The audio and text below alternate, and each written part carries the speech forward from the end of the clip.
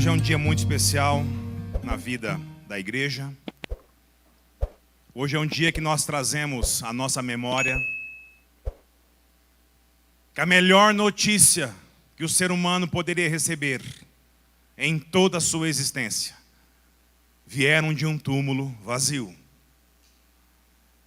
De um túmulo a qual não pôde segurar o nosso Salvador, Jesus Cristo. Irmãos, nós vamos ver hoje como o Senhor Jesus ansiava por isso. Por isso eu peço para você abrir a sua Bíblia no Evangelho de Mateus, no capítulo 26. Nós iremos ler dos versos 17 até o verso de número 35. E o título da mensagem de hoje é O Anseio de Jesus, a Última Páscoa. Mateus 26, de 17 a 35. Abra sua Bíblia.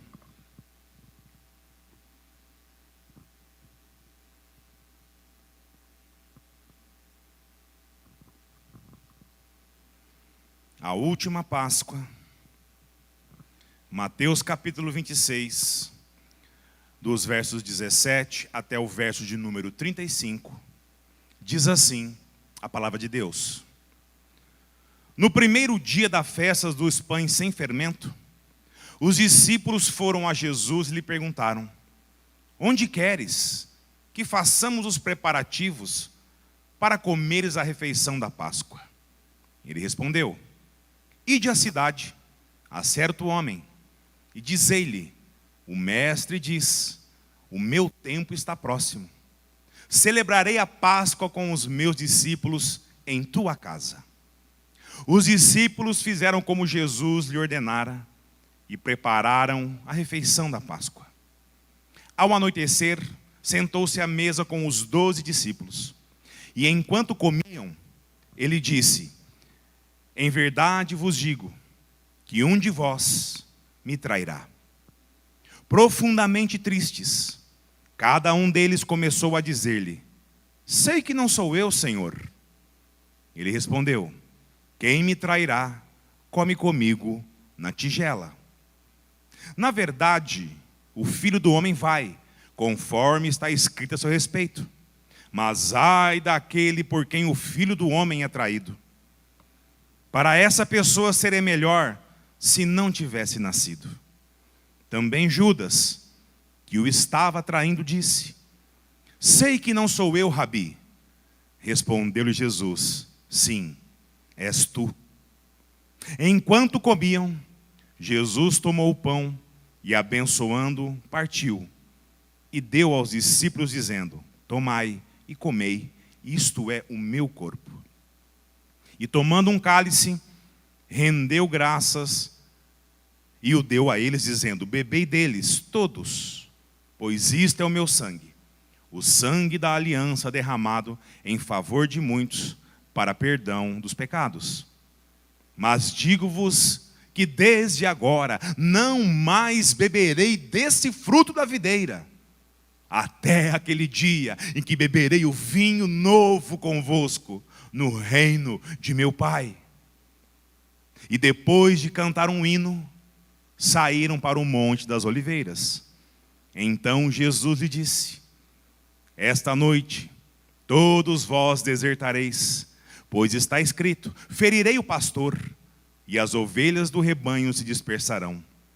Todavia, depois da minha ressurreição, irei adiante de vós para a Galiléia. Mas Pedro respondeu-lhe: ainda que todos desertem, eu nunca desertarei. Jesus lhe disse: em verdade te digo que esta noite, antes que o galo cante, 3 vezes me negará. Pedro lhe respondeu: ainda que seja necessário morrer contigo, de modo algum te negarei. E todos os discípulos disseram o mesmo. Até aqui. Abaixe sua cabeça. Senhor, nesse momento, Pai, nós estamos diante da Tua palavra e clamamos, Deus, a ação do Teu Santo Espírito. Abra, Senhor, nosso entendimento. Abra o nosso coração, Deus. Fale conosco. Nos mude, Pai, nos transforme. Que possamos sair daqui hoje, Pai, edificados Obrigado, Deus, pelo privilégio de ouvir a tua voz aqui, nesse lugar. Nós te louvamos e bendizemos o teu santo nome. E fazemos isso nos méritos de Jesus. Amém. Meus irmãos, se nós olharmos o contexto, pano de fundo dessa passagem aqui, Jesus está sendo duramente perseguido pelos religiosos da sua época. Os líderes espirituais, os sacerdotes, os escribas, todos a fim de condenar Jesus por meio de uma possível traição, de uma armação. Eles estavam em seu encalço esperando apenas uma oportunidade. Um pequeno deslize de Jesus para assim ter motivos para acusá-lo e condená-lo à morte. Porém, eles temiam fazer isso, irmãos, de modo público, pois eles sabiam que os seguidores de Cristo podiam causar uma grande revolta em Jerusalém. E aqui nesse mesmo contexto, nós podemos notar que Jesus, ele tinha ido para Betânia, na casa de Simão, conhecido como o leproso. Lembra? Nós pegamos em Marcos. E ele estava à mesa com os seus discípulos, quando vai entrar aquela mulher, carregando aquele vaso de alabastro, contendo óleo de nardo puro, muito valioso, e ela vai o quê? Adorar a Jesus, quebrando aquele vaso e ungindo a sua cabeça. Nós podemos ver aqui também, nesse contexto, a indignação que teve nos discípulos por conta disso. E eles começaram o quê? A criticar duramente aquela mulher, dizendo que o óleo poderia ser vendido por muito dinheiro, e o dinheiro distribuído aos pobres. Nós vemos que Jesus repreende eles dizendo que ela fez uma boa ação com ele. E que os pobres, eles sempre vão ter para ajudar. Inclusive aqui, Jesus cita um mandamento que Deus deu ao povo lá em Deuteronômio. E ainda diz que a ele, nem sempre o terão. E pedem para deixar aquela mulher em paz. Enfim, textos que são bem conhecidos, que edificaram muito a nossa vida, quando lemos o Evangelho de Marcos. E o texto que nós acabamos de ler fala a respeito da última noite, irmãos, que Jesus vai passar com os seus discípulos. A última refeição, antes de ser traído, condenado, ser crucificado e morto na cruz do Calvário. E aqui uma coisa me chamou muita a atenção. Jesus, ele sendo quem ele é, e sabendo de tudo que iria acontecer com ele aquela noite, pois sim, o Senhor sabia de tudo. E ele, com a sua autoridade, o seu poder, podendo fazer o que ele bem quisesse, o que ele faz, irmãos? Ele prefere gastar o restante do seu tempo antes da crucificação para estar junto aos discípulos. Irmãos, isso fala muito ao meu e tem que falar ao seu coração, igreja. Sabe por quê? Porque nós somos os seus discípulos. Nós como igreja estamos sempre incentivando você, irmão, você, irmã. Convida o seu irmão, saia com ele depois de um culto, depois de uma programação. Tenha intimidade com ele, aproxime-se, conheça a vida dele, assim como você também será conhecido. Caminhe junto, com comunhão, com alegria. Irmãos, essa não é uma opção para o crente em Cristo. Isso é um mandamento. Nós temos que viver uma vida de comunhão como igreja. E Cristo podendo fazer o que ele quisesse, o que ele faz? Ele prefere gastar o seu tempo, o seu último período, juntamente com os seus discípulos. Os 12 apóstolos, eles são, irmãos, a representação do que eu e você seríamos um dia. O que de fato nos é. Nos dias de hoje, para quem decidiu entregar a sua vida a Cristo, para quem decidiu de fato honrá-lo e segui-lo. Isso fala muito a nós. Pois quando Jesus decide passar o seu tempo que lhe resta com os seus discípulos, irmãos, Jesus aqui está revelando o seu coração para mim e para você. Ele está revelando o quanto Ele se importa, irmão, comigo e com você. E o Evangelho de Marcos que nós lemos, nos diz que isso inicia no primeiro dia das festas dos pães asmos, sem fermento. E aqui no verso 17, e eu peço que você mantenha a sua Bíblia aberta, irmãos. Não feche ela não. Nós vamos ler texto a texto. Acompanhe comigo a leitura de Mateus, agora no verso 17.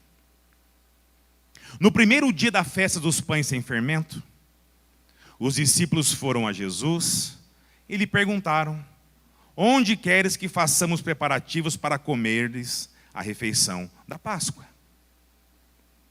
Ou seja, irmãos, esse era o dia em que sacrificavam o cordeiro, que seria servido com os pães asmos, ou sem fermento.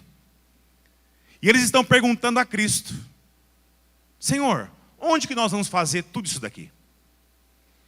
Meus irmãos, eles sabiam muito bem como preparar tudo. Eles já estavam há mais de 3 anos caminhando com Jesus. E eles já celebraram a Páscoa outras vezes, de forma judaica, pois eles eram o quê? Judeus. E agora, irmãos, embora eles sendo cristãos, a cultura, a mentalidade ainda era de forma judaica. Eles sabiam o que fazer.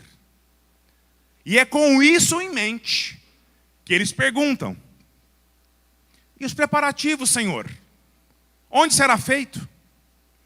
Meus irmãos, é importante entendermos essa pergunta, pois se nós levarmos em conta o significado da Páscoa judaica, que era a libertação do povo de Deus da escravidão do Egito, onde Deus ele vai ordenar que sacrificassem um cordeiro para a ceia junto com os pães sem fermento, e que passasse o sangue do cordeiro nos umbrais das portas, na madeira dos batentes, para que o anjo do Senhor soubesse que ali estava um de seus filhos e passasse direto, para levar a sua ira sobre todo o Egito na 10ª praga contra Faraó, que era a morte dos primogênitos. E o mais interessante aqui é que a palavra de Deus é repleta do quê? De elementos simbólicos. A primeira Páscoa nada mais é do que um presságio, um apontamento para a verdadeira Páscoa. E Cristo se aproxima da verdadeira Páscoa. E os discípulos querem saber onde sacrificariam o cordeiro. Meus irmãos, aqui é exatamente a um dia de sua morte. E Cristo irá anunciar, como fez antes, a sua partida aos céus. Então Jesus ele vai explicar como que seria esses preparativos. Leia comigo o verso 18. Ele respondeu: ide à cidade, a certo homem, e dizei-lhe: o mestre diz, o meu tempo está próximo. Celebrarei a Páscoa com meus discípulos em tua casa. Meus irmãos, e os discípulos, com a mentalidade de um judeu, sabendo tudo o que precisava fazer, um olha para o outro e fala: meu, mas o que ele está falando? Como assim? E onde? Encontrar quem? Que casa que ele está falando? Meus irmãos, assim como eles, nós não sabemos também como se deu isso. Mas isso nos mostra outras coisas sobre Jesus. Jesus ele estava prestes a morrer, mas havia dito que ninguém lhe tiraria a vida, para que os seus discípulos não pensassem depois: ah, foi por causa de Judas. Foi por causa de Judas. Ou dos fariseus. Ou dos romanos, por exemplo. Não. Ele está prestes a morrer, mas não por vontade de ninguém, a não ser do Pai. Jesus aqui está mostrando a mim e a você que nenhum detalhe escapa das suas mãos. E ele diz onde eles deveriam ir, quem eles iriam encontrar. E o mais impressionante, irmãos, o que esse homem estaria levando. O Evangelho de Mateus não narra, mas Marcos sim. Marcos 14:15, presta atenção. Então ele enviou 2 dos seus discípulos e disse-lhe: ide à cidade, e vos sairá ao encontro de um homem, levando um jarro de água. Segui-o. Vamos lá, irmão. Um homem carregando um jarro d'água, naquela época, você não ia ver a torta à direita, não.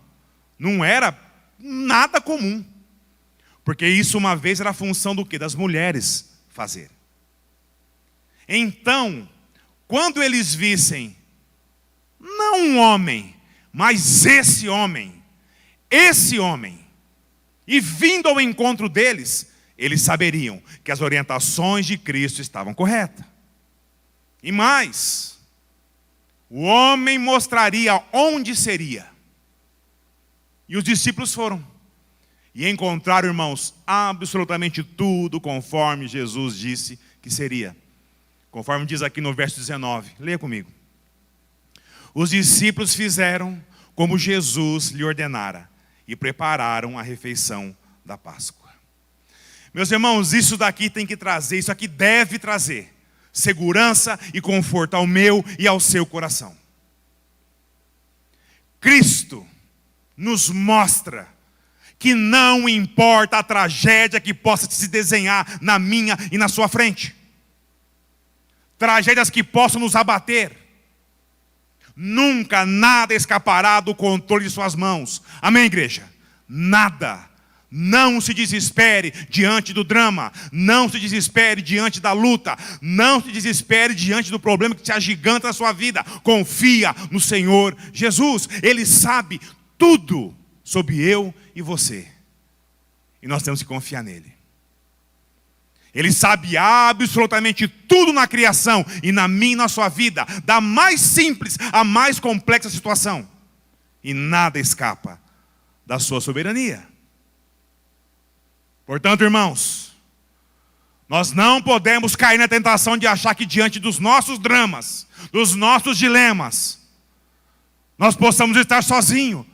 Pois isso nunca foi uma verdade, irmão. Jesus conhece eu e você nos mínimos detalhes. Ele nos criou. E Ele sempre estará do nosso lado. Amém, igreja? Sempre.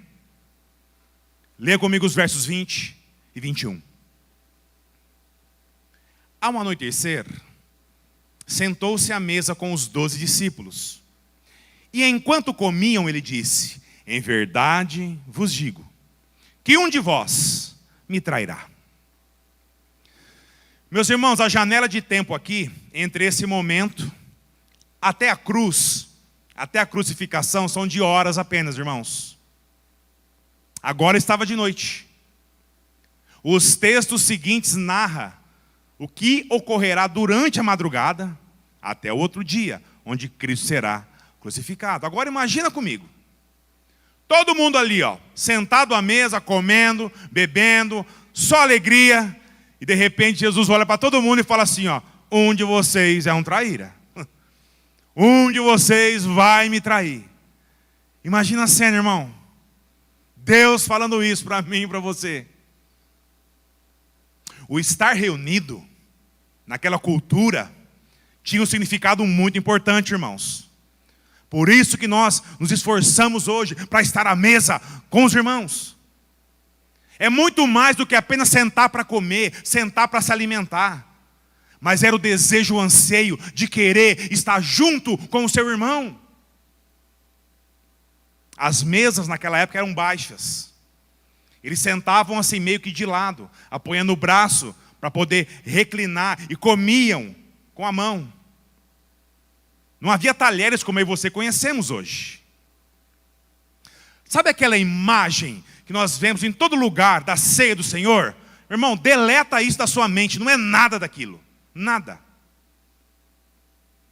Mas tudo, irmão, sim, estava na perfeita ordem de Deus.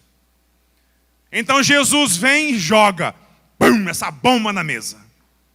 Um de vocês é um traidor. Pensa bem, irmão. E olha só que interessante a reação dos discípulos. Leia comigo o verso 22. Profundamente tristes, cada um deles começou a dizer-lhe: sei que não sou eu, Senhor. Meus irmãos, esse sei que não sou eu aqui é muito mais uma desconfiança sobre si mesmo do que uma afirmação por si só. Era tipo assim: será que sou eu? Sabe aquela pergunta que você fala: será que sou eu? Quando a polícia para você na rodovia, já passou por isso, né, irmão? Você está andando lá, a polícia encosta, por favor, encosta, e o farolete na sua cara, você está tudo certo. Está tudo certo, mas você fica: meu Deus do céu, e agora? Não é? É essa sensação que eles estavam tendo aqui. Hoje nós sabemos, irmãos, que foi Judas. Mas naquela época não tinha o Novo Testamento ainda. Deixa eu fazer uma pergunta, irmãos. Você conhece alguém que chama Judas? Quem conhece aqui? Levanta a mão. Olha que interessante, eu também não conheço ninguém. Esse nome não é agradável de pôr num filho, né? Imagina no tempo de hoje, irmãos, esse coitado na escola. Ser chamado de Judas não é sinal de uma coisa boa. Mas, irmãos, naquele momento, Judas, sim, ele era digno de confiança, assim como todos os outros. E desconfiar de si mesmo era uma coisa boa, inclusive para ele. Cristo sabia, ele não. Meus irmãos, o mundo oferece a mim e a você tudo para que a nossa autoestima seja o quê? Levada às alturas, lá na estratosfera. Tudo. É palestra disso, daquilo, de autoajuda. Você pode, você consegue, está decretado, tome posse. E eu aqui não estou dizendo que você não pode nada, irmão. Não vai sair legal. O pastor falou que eu sou um zero à esquerda, que eu não posso nada. Não, irmãos. Eu e você podemos muita coisa assim. Conseguimos muita coisa assim. Mas temos que nos atentar numa coisa: o mínimo distanciamento de Deus, afastar-se de Deus minimamente sequer. Nós somos capazes sim, irmão, de fazer coisas que até Satanás duvidaria.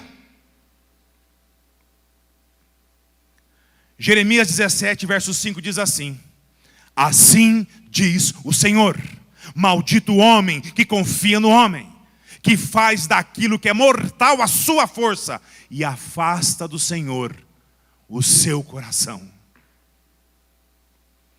Se eu e você, irmãos, afastarmos de Deus o nosso coração, sim, nós faremos o que é mortal com as nossas próprias forças.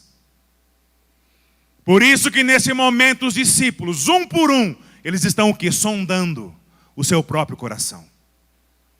Então Jesus afirma que será um dos 12. Leia comigo o verso 23.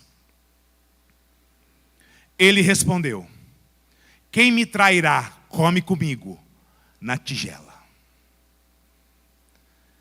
Meus irmãos, vamos lá. Já sofreu alguma traição na sua vida? É difícil, né? É muito difícil. As traições mais dolorosas, as traições que mais os machucam, não são dos estranhos, irmãos. São dos que estão próximos a mim e a você. Aquele que você mal conhece, você até espera algo assim. Mas daquele que é próximo, como isso dói. Como isso machuca. E Jesus está dizendo aqui: é aquele que come na minha tigela. Ou seja, é o da família. É o de dentro de casa. E a dor de Jesus, que apesar de ser Deus, mas também era plenamente homem, irmãos, ela foi imensa. Pois mesmo sabendo que era a vontade do Pai, ele se compadece de Judas. Quando Judas chega até Jesus e lhe dá aquele fatídico beijo, para mostrar aos soldados quem eles deveriam prender, o que Jesus diz? Vocês lembram? amigo, a que viestes? Meus irmãos, Jesus sabia que seria traído, e quem o trairia também. Mas isso não impediu dele se compadecer de Judas. E ele fez um desabafo a esse que trairia. Leia comigo os versos 24 e 25.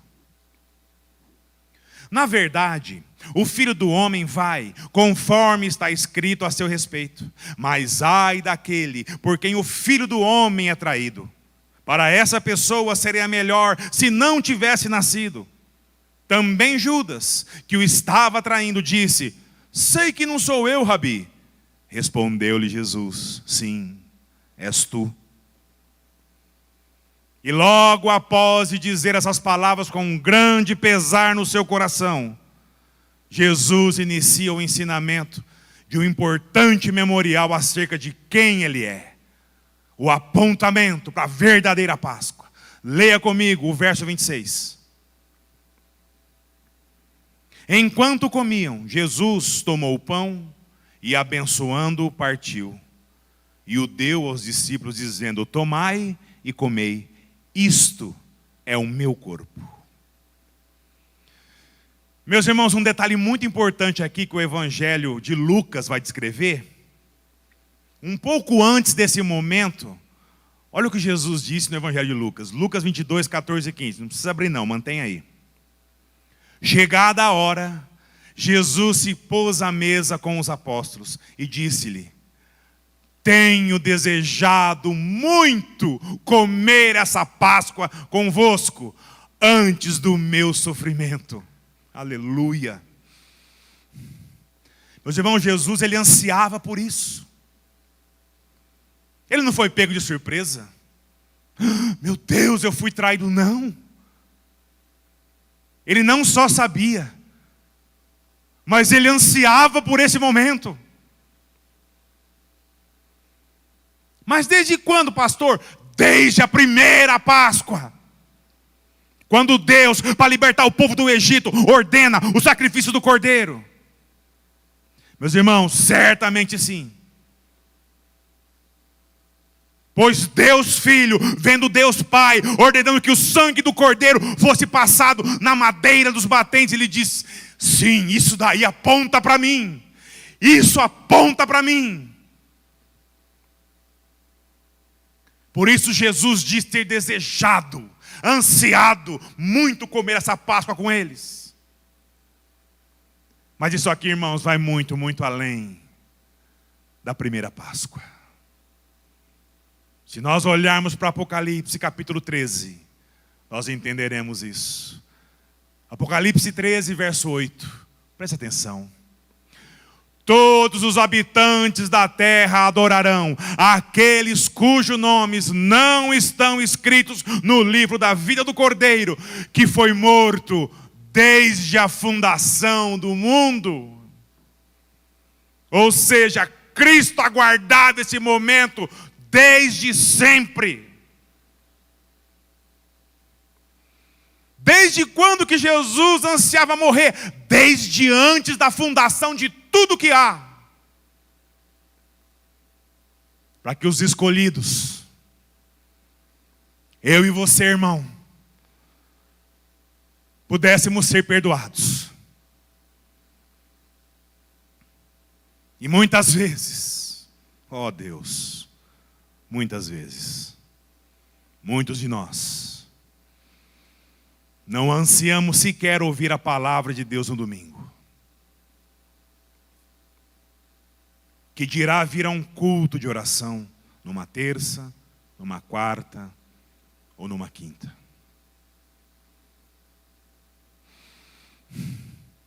Mas Cristo ansiava morrer por mim e por você antes de tudo existir. Jesus pega o pão, parte e agradece. E diz que o pão representa o seu próprio corpo. Meus irmãos, Jesus está agradecendo ao Pai por ser partido. pelo privilégio de se entregar por nós. Amém, igreja? Isso aqui é maravilhoso. E no verso 27, Jesus então pega o cálice. Leia comigo, verso 27. E tomando um cálice, rendeu graças e o deu a eles, dizendo: bebei dele, todos vocês. Meus irmãos, simbolicamente Jesus se despedaça. Coma desse pão, que é o meu corpo, e beba desse cálice, que é o meu sangue que será vertido. Meus irmãos, sabemos que a representação máxima da vida está onde? No sangue. Isso é em qualquer cultura. Mesmo aquela pagã que vive longe de Deus, como muitas nações por aí ainda vivem hoje em dia, mas todas sabem que o sangue expressa a vida. Sabe por quê? Porque lá em Gênesis, na criação de tudo que há, Deus já havia dito isso. Gênesis 9, de 4 a 5, preste atenção. Tudo quanto se move e vive vos servirá de alimento, bem como a planta verde. Eu vos dei tudo, mas não comereis a carne com sua vida, isto é, com o seu sangue. E quando Jesus ele parte o pão, ele toma o cálice e oferece a todos, nós começamos a entender de fato o que é a ceia do Senhor. Compreendemos que essa ceia, na verdade, irmãos, isso aqui é uma declaração de vida. Comam o pão, que é o meu corpo, bebam do cálice, que é o meu sangue. Mas para quê? Para que vocês tenham vida. Em outras palavras, Jesus está dizendo: vocês não têm vida em si mesmos. Vocês estão mortos em seus delitos, em seus pecados. Olha o que Apocalipse nos diz a respeito disso. Apocalipse 5, verso 9. E cantavam um cântico novo, dizendo: tu és digno de tomar o livro e abrir seus selos, porque foste morto, e com o teu sangue compraste para Deus homens de toda tribo, língua, povo e nação. Meus irmãos, a Páscoa até esse momento representava a libertação da dura vida de escravo. Agora a Páscoa passa a ser a libertação da vida de escravidão ao pecado. E Ele nos dá a vida plena em Cristo. Amém, irmãos? Vida plena no Senhor. Eles sacrificavam o cordeiro por conta de uma libertação física. E Jesus agora diz que Ele é o cordeiro e que irá libertá-lo, eu e você, espiritualmente, na nossa vida de pecados. Não é mais de uma terra ruim para uma terra prometida. Agora, irmão, é da treva, é do mundo das trevas para o mundo da luz. É da morte para a vida, é do inferno para o céu. É da ausência de Deus para a plenitude de quem é o nosso Deus, irmão.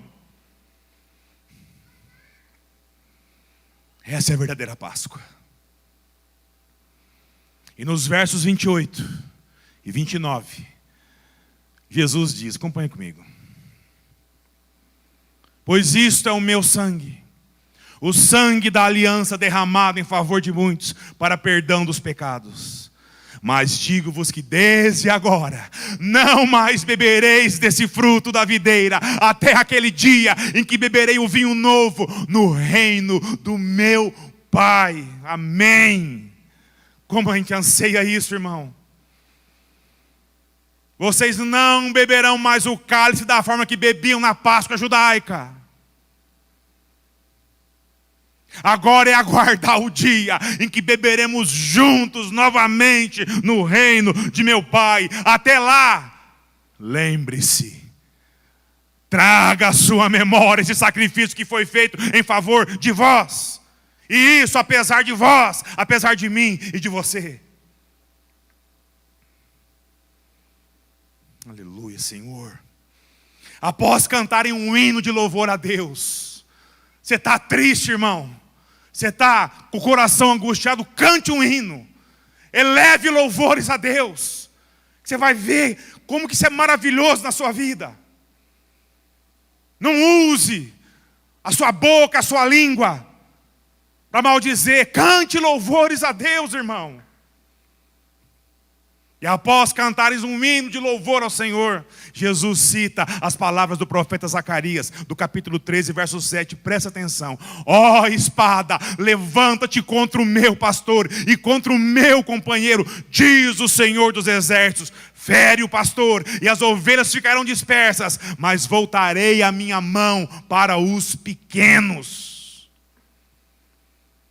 Jesus está dizendo, quando chegar o momento a qual ele, o bom pastor, ser ferido, todos vão deixá-lo sozinho. E no verso 32, leia comigo. Todavia, depois da minha ressurreição, irei adiante de vós para Galileia. Sim, vocês me abandonarão na aflição, mas eu, como um bom pastor, após a minha gloriosa ressurreição, vos guiarei até a Galileia, para tê-los como meu rebanho novamente. Meus irmãos, Jesus, Ele nos guia, Ele nos ajunta, Ele nos ama. E isso, irmãos, é apesar de mim, de você, irmão. Apesar de atitudes que nós temos diariamente que se opõem a Ele. Atitudes como essa aqui, de Pedro, a qual Jesus já sabia. Lê comigo o verso 33. Mas Pedro respondeu-lhe: Senhor, ainda que todos desertem, eu jamais desertarei, jamais vou fazer isso. E Jesus responde a Pedro, leia o verso 34. Jesus lhe disse: em verdade te digo, que essa noite, Pedro, antes que o galo cante, você vai me negar. E não vai ser uma vez só não, mas vão ser 3. Mais ou menos assim, Pedro, eu conheço as minhas ovelhas, Pedro, eu conheço. Igreja Batista Vida em Cristo em Junquerópolis, eu conheço cada um de vós. E Pedro lá, ainda insistindo, leia o verso 35 comigo. Pedro lhe respondeu: Senhor, ainda que seja necessário morrer contigo, de modo nenhum, esquece, jamais te negarei. E os discípulos, todo mundo, é isso aí, é isso mesmo. Tamo junto, Pedro. Todos eles crendo de fato que jamais seriam capazes de fazer tudo o que Jesus disse que fariam, desde a traição até o abandono de Jesus na hora da provação. Irmãos, lembra que no início eu disse que distante de Deus o homem é capaz de fazer as maiores atrocidades? Lembra disso? Eles estavam com Cristo, mas eles ainda não estavam em Cristo. E essa diferença, ela é crucial. Apesar de Cristo saber que nós, de muitas formas e em diversas circunstâncias, também faremos o mesmo que os discípulos fizeram na hora da dor, na hora do aperto, que é deixar Cristo de lado.